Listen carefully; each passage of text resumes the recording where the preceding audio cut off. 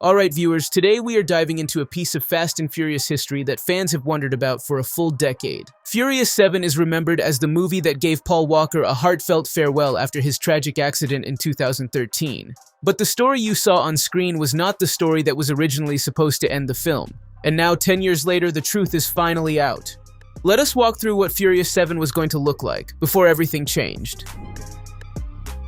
According to Barry Hertz's new book, Welcome to the Family, Furious 7's original ending was not emotional at all. It was big, loud, chaotic, and built to push the franchise forward. Instead of the sunset goodbye between Dom and Brian, the film was supposed to wrap up with the entire crew meeting again at Neptune's net. This is the same seaside spot where Dom and Brian bonded in the very first movie. But this time, they were celebrating a mission accomplished, destroying the God's Eye device before anyone could misuse it.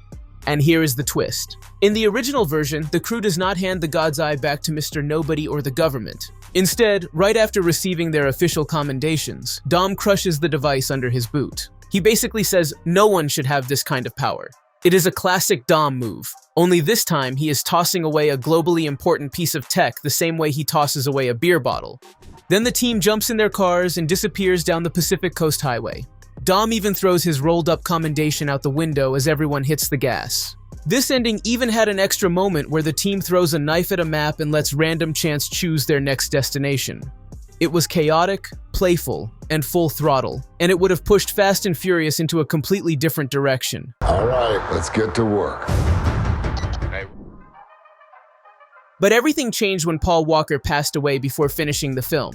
The tone shifted, the mission shifted, and the filmmakers made a decision that fans still talk about today. Rather than setting up a wild global chase, the movie slows down. Brian retires. He chooses family. The final drive between Dom and Brian becomes a symbolic farewell, with Walker's real brothers stepping in as body doubles and older footage used to complete Brian's journey.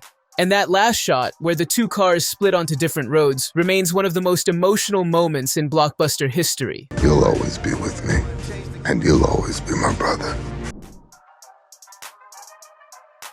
If Dom had destroyed the God's Eye in Furious 7, the entire arc of the next films would have been different. The device comes back in The Fate of the Furious. It comes back in Fast X. It influences the villains. It drives the plot. Without it, the franchise would have needed a totally new direction. Dom's rebellious streak would have been front and center again. The team would have been roaming the world, chasing adrenaline instead of complicated tech threats. And Brian would still be part of the story, setting up new adventures rather than getting a final farewell.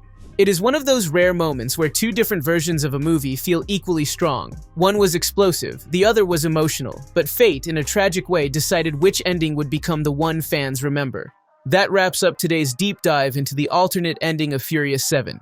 It is wild to think how different the Fast and Furious world might have been if the original plan made it to screen. Do you prefer the emotional tribute we got, or the high-octane version that was planned? Drop your thoughts below, and stay tuned for more behind-the-scenes Hollywood discoveries. This is Brazil.